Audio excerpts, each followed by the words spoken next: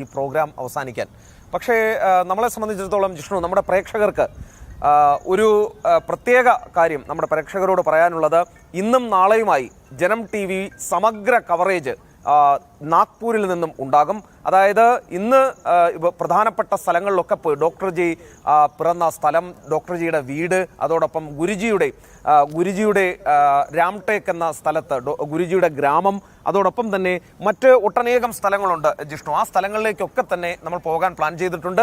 അത് സംബന്ധിച്ച വാർത്തകളൊക്കെ തന്നെ നമ്മൾ പ്രേക്ഷകരിലേക്ക് എത്തിക്കുകയും ചെയ്യും. അതാണ് ഏറ്റവും പ്രധാനപ്പെട്ട കാര്യം.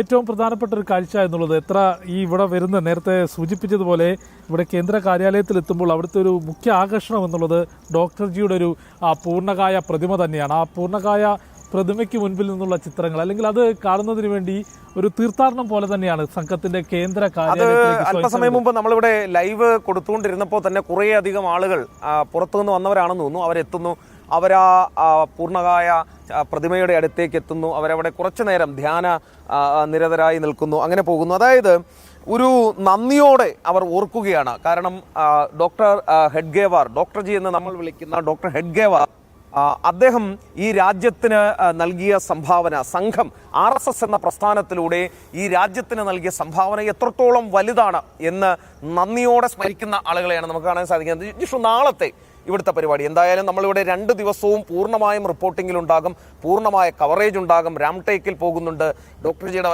വീട്ടിൽ പോകുന്നുണ്ട്, പരമാവധി കുറേയധികം ആളുകളെ കാണാനുണ്ട്, സംഘത്തിന്റെ പഴയ കാര്യാലയത്തിൽ പോകുന്നുണ്ട്. അപ്പോൾ സ്വാഭാവികമായും നാളത്തെ പരിപാടി എന്തായിരിക്കും? നാളെ രാവിലെ 7 മണിയോടുകൂടിയാണ് സമ്പത നിശ്ചയിച്ചിട്ടുള്ളത്. അതായത് ഈ കേന്ദ്ര കാര്യാലയത്തിനോട് തൊട്ട് ചേർന്നിട്ടുള്ള ഇത് രേഷംബാഗ് സംഘസ്ഥാനിൽ അവിടെ മൈതാനിയിൽ സ്വയം സേവകർ സമ്പത ചെയ്യും.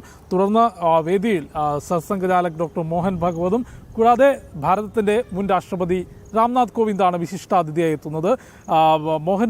ഡോക്ടർ മോഹൻ ഭഗവതിന്റെ വിജയദശമി സന്ദേശം ഉണ്ടാവും. അത് എല്ലാ വർഷങ്ങളിലും ഉണ്ടാകും. ഈ വിജയദശമി സന്ദേശമാണ് നമ്മുടെ ഈ പൊതുപരിപാടിയുടെ, വിജയദശമി പ്രോഗ്രാമിന്റെ പൊതുപരിപാടിയുടെ ഏറ്റവും വലിയ ഹൈലൈറ്റ് എന്ന് പറയുന്നത് വിജയദശമി സന്ദേശം, ഏറ്റവും മുഖ്യമായ ആകർഷണം. അതായത് അടുത്ത ഒരു വർഷം സംഘം എങ്ങനെ ചലിക്കണം, എന്താണ് സംഘത്തിന്റെ വിവിധ വിഷയങ്ങളിലെ നിലപാടുകൾ, സംഘം ഏത് രീതിയിൽ മുൻപോട്ട് പോകുന്നു, സ്വയം സേവകർക്കുള്ളൊരു മാർഗനിർദ്ദേശമാണ് നാഗ്പൂരിൽ വിജയദശമി ദിനത്തിൽ നാഗ്പൂരിന്റെ മണ്ണിൽ നിന്നുകൊണ്ട് സത്സംഘചാലക നൽകുക. അതായിരിക്കും നാളെ നമുക്ക് ആ വേദിയിൽ കാണാൻ സാധിക്കും. ഒപ്പം മുഖ്യാതിഥിയായി മുൻ ഉപരാഷ്ട്രപതി എത്തുന്നു. ഓരോ വർഷങ്ങളിലും അല്ലെങ്കിൽ സംഘത്തിന്റെ പരിപാടികൾ ശ്രദ്ധിക്കുമ്പോഴറിയാം, മുഖ്യാതിഥിക്ക് വലിയ പ്രാധാന്യം നൽകിക്കൊണ്ട് അത് ഓരോ വർഷങ്ങളിലും സമൂഹത്തിൽ സ്വാധീനം ചെലുത്താൻ സാധിക്കുന്ന വ്യക്തികളെയാണ് സംഘം എത്തിക്കുക. ഇപ്പോ ശ്യാംബാബു കൊറോത്ത് നേരത്തെ പറഞ്ഞു, മുഖ്യമന്ത്രി പിണറായി വിജയൻ RSSുമായി സഹകരിക്കരുത്, RSSുമായി യാതൊരു തരത്തിലുള്ള ബന്ധവും പാടില്ല എന്ന് പോലീസ് ഉദ്യോഗസ്ഥർക്ക് നിർദ്ദേശം കൊടുത്തതായുള്ള ഒരു വാർത്ത ഇപ്പോൾ പുറത്തു വരുന്ന കാര്യം ശ്യാംബാബു കൊറോത്ത് പറഞ്ഞു. ഒരു കാര്യം മനസ്സിലാക്കേണ്ടത്,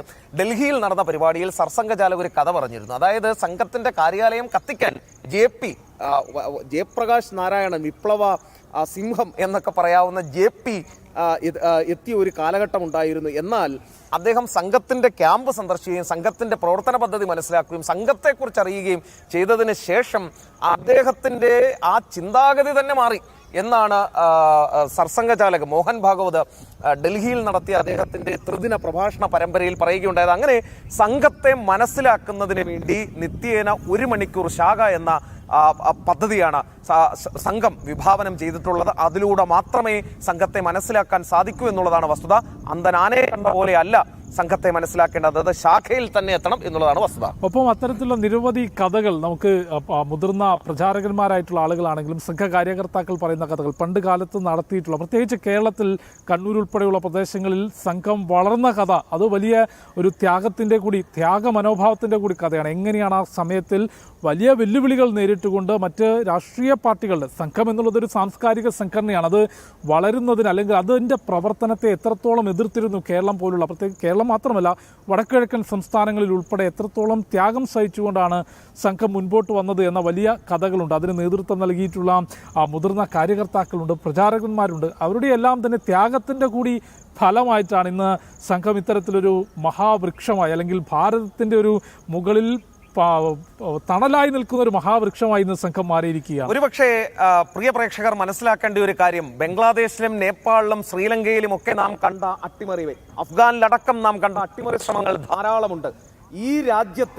ഈ ഭാരതം എന്ന ഈ രാജ്യത്തെ തൊടാൻ കഴിയാത്ത വിധം ഇത്തരം ഛിദ്രശക്തികൾക്ക് തൊടാൻ കഴിയാത്ത വിധം ശക്തമാക്കി നിർത്തുന്ന അതിൻ്റെ നാരായ വേര്, അതിൻ്റെ അടിത്തറ, അതിൻ്റെ ആണിക്കല്ല് ഒരു പക്ഷേ RSS എന്ന ആ 3 അക്ഷരമായിരിക്കും എന്നുള്ളതാണ് വസ്തുത. അത് ഈ നാഗ്പൂരിൻ്റെ മണ്ണിൽ നിൽക്കുമ്പോൾ നമുക്കത് കൃത്യമായി തന്നെ അതിൻ്റെ ഒരു ഫീൽ നമുക്ക് കിട്ടുകയും ചെയ്യുന്നുണ്ട്.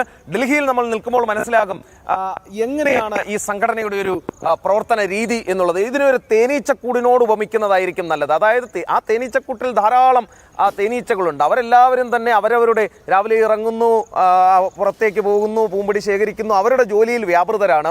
അവർ മറ്റൊന്നിനെക്കുറിച്ചും ചിന്തിക്കുന്നില്ല. സമാനമായ രീതിയിൽ സംഘത്തിൻ്റെ കാര്യകർത്താക്കൾ പുറത്തേക്ക് പോകുന്നു, രാഷ്ട്രകാര്യത്തിനായി പ്രവർത്തിക്കുന്നു എന്ന രീതിയിൽ തന്നെ വേണം വ്യാഖ്യാനിക്കാൻ ഇതിനെ. തീർച്ചയായും അത്തരത്തിൽ രാജ്യത്തിന് സംരക്ഷണമായി നിന്നുകൊണ്ട് ഭാരതത്തിൽ RSSന്റെ സ്വാധീനം അല്ലെങ്കിൽ എത്രത്തോളം ഭാരതത്തെ RSS സംരക്ഷിച്ചു നിർത്തുന്നു എന്നുള്ളത് വിദേശ ഭരണാധികാരികൾ പോലും പരസ്യമായി പറഞ്ഞിട്ടുള്ള പ്രസ്താവനയാണ്. അത്തരത്തിൽ ഭാരതത്തിൽ പടർന്നു പന്തലിച്ച് നിൽക്കുന്നൊരു മഹാപ്രസ്ഥാനമായി രാഷ്ട്രീയ സ്വയം സേവക് സംഘം മാറുന്നു. അതിൻ്റെ സർസംഘചാലകന്മാരെ കുറിച്ചുള്ള വിശദാംശങ്ങൾ നമ്മൾ പ്രേക്ഷകരിലേക്ക് എത്തിച്ചു. നാളെ വിജയദശമി ദിനത്തിൽ നമ്മളിപ്പോഴും നിൽക്കുന്ന സംഘം പിറന്ന ഈ മണ്ണിൽ റേഷൻ ബാഗ് സംഘസ്ഥാനിൽ നടക്കുന്ന പരിപാടിയുടെ തത്സമയ ദൃശ്യങ്ങൾ പ്രേക്ഷകരിലേക്ക് ജനൻ TV എത്തിക്കുന്നതാണ്. ഏതായാലും ഇന്നത്തെ ഈ പ്രത്യേക പുത്തൻ പുലരി സമയം പോയത് നമ്മൾ അറിഞ്ഞതേ ഇല്ല. അതെ, തീർച്ചയായിട്ടും. അപ്പോൾ ഒരു കാര്യം കൂടി ഇതോടൊപ്പം ചേർത്ത് പറയേണ്ടത്, 10:30 ഇന്ന് ഡൽഹിയിൽ പ്രധാനമന്ത്രി നരേന്ദ്രമോദിയും അദ്ദേഹത്തിന്റെ സഹപ്രവർത്തകരായ മറ്റ് കേന്ദ്രമന്ത്രിമാരും സംഘത്തിന്റെ 100ാം വർഷം ആഘോഷിക്കുകയാണ്. പുതിയ സംഘത്തിന്റെ പേരിൽ നാണയം, സ്റ്റാമ്പ് എന്നിവ പുറത്തിറക്കുകയും ചെയ്യുന്നുണ്ട്. 1963 ജവഹർലാൽ നെഹ്റു സംഘത്തെ റിപ്പബ്ലിക് ദിന പരേഡിൽ പങ്കെടുക്കുന്നതിന് ക്ഷണിച്ചതിന് പിന്നാലെ ഇപ്പോൾ ഒരു ഗവൺമെന്റ് തന്നെ, കേന്ദ്ര സർക്കാർ തന്നെ ഒരു NGO എന്ന് വേണമെങ്കിൽ നമുക്ക് വിശേഷിപ്പിക്കാം, ഒരു സർക്കാരിതര സംഘടനയുടെ സംവിധാനത്തിൽ